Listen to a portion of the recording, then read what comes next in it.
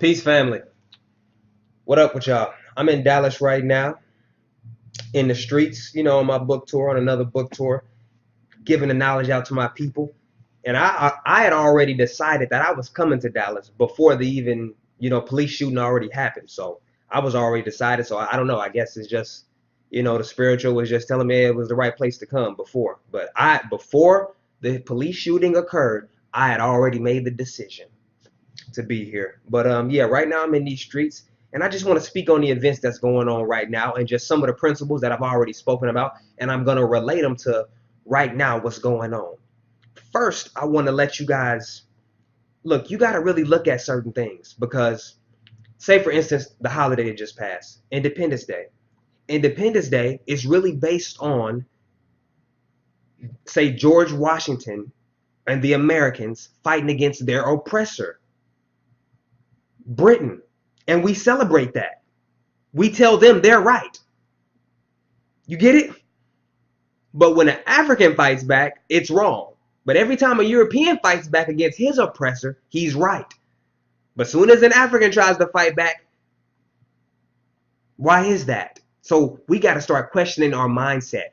Are our thoughts our own thoughts? Because it doesn't even make sense, the shit we thinking about. You feel me? You got to really question your thoughts because you saying one person is right, but then you saying another person is wrong for doing the same exact fucking thing. In fact, we celebrate it and make holidays about it.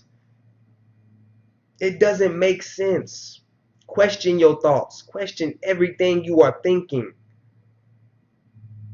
I'm telling you this because sometimes people out here are programmed and they're not questioning anything. All right? That's why I tell you, be curious. Curiosity. Stay a child. You get what I'm saying? See, the children, I'm out in these streets, children is like, yeah, I agree with you. Because the children still got that curiosity. They didn't beat it out of them yet. You see, that's why I love the kids, and that's why I'm still a motherfucking kid. I'm a die kid. I'm not growing up.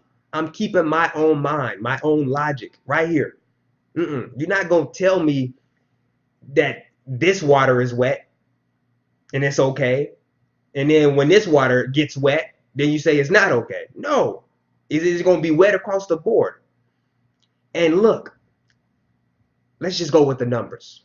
Let's go with the history. 100% of revolutions, of victims fighting their oppressors, from victims fighting their bullies, 100% have been successful through fighting back, through bloodshed. Zero have been successful just over simply protesting. It has never worked and it never will. You gotta fight back. That's the only way a bully knows to quit. He doesn't know words. He can't understand words, I promise you. He doesn't understand protests. If y'all want to keep protesting, do that. But for the serious ones, the real ones, the alpha ones, we know what it's going to take. It's only fighting back or money. That's all they care about. Revenue and blood. Revenue and blood. Revenue and blood. Nothing else. Don't even think about it. All right? And another point I wanted to make. All right? That was the point. And it was what I already had spoke about before even this shit even kicked off. My last episode, standing up when you're right. The episode is kind of long, but it's about a principle, standing up when you know you're right. You see, like, okay, the protesters in Baton Rouge yesterday.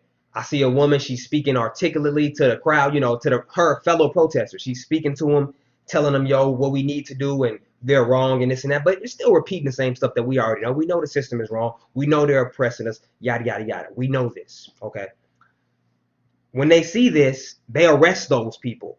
Even though she knows she has the right, and she's saying it. I have the right, we have the right, yada, yada, yada.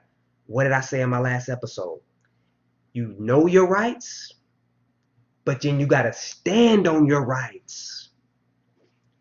It's two parts to freedom. Knowing your rights doesn't mean nothing, especially in this world ran by devils.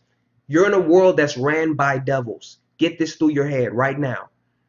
Devils run this. They don't understand your words. It doesn't click in them. It doesn't get through to them. Blood, revenue. That's the only thing that gets to. And this is a history. 100%. I'm almost at a loss of words because I hope you're getting what I'm trying to say to you. But her knowing the rights is not going to stop anything. You got to stand on your rights. You see, that's what separates me from the 7 billion. And that's why I'm so powerful, because I stand on my rights. And if you go back to my episode, I give you an example of when I stood on my rights. If I'm peaceful protesting and they come up, that's why I don't go to protest, because I know I speak well, I'm articulate, I can motivate, I can inspire. And those are the ones they arrest. So I know they would try to arrest me, and I know I would die right there, because you're not going to kidnap me. I know my rights, but I stand on my rights. That's what separates me. That's why they're so afraid of me. They're like, no, because that's the key. If what I got in me, the courage, the tenacity, the bravery, if that spreads, then it's all over.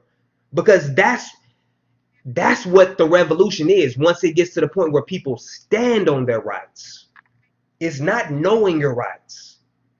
Knowing your rights is nothing to a bully. It's nothing to a demon. It's nothing to a devil.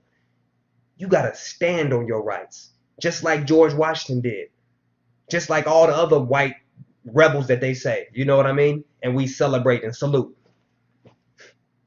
That's what Nat Turner did. That's what Malcolm did. You gotta stand, man. You gotta sacrifice. And men, this is all for you. I don't even want to see women at rallies and all that. It's embarrassing. I feel embarrassed by seeing that. Let me tell you and I want to leave you because I don't want to make this video extra long, but let me tell you our mindset in Africa. One of the elders was telling me our mindset before the Europeans even arrived, right? Before they was, still in the mountains and stuff. Our mindset was this. When we would battle with outside, entities that would come in, say the Asians or whatever, Middle Easterns would come in, this was the mindset. When the men would go out to fight the enemy, you wouldn't come. The woman would tell her man, if you come back here defeated, I'm killing you.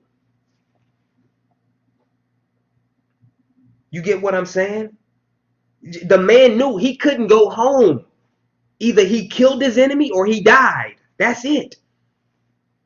Because the kid sees that. You see that? If the kid sees that shit, well, damn, my daddy came home and he got his ass whooped. And he just a bitch. What you think the kid gonna grow up? I'd rather have this motherfucker die. At least now the kid knows, to stand for something. You see, so this is a mental disease. This is what I'm talking about, the holistic aspect of the shit. Y'all taking on mental diseases. This shit is deeper than you can even imagine. Some shit that you didn't seen, so you take it on. So you think it's wrong when you fight back, but you celebrate it when somebody else fights back. But hey, salute to the rebels, man. I'm out here. I'm in these streets. You look up, you get up, and don't ever give up.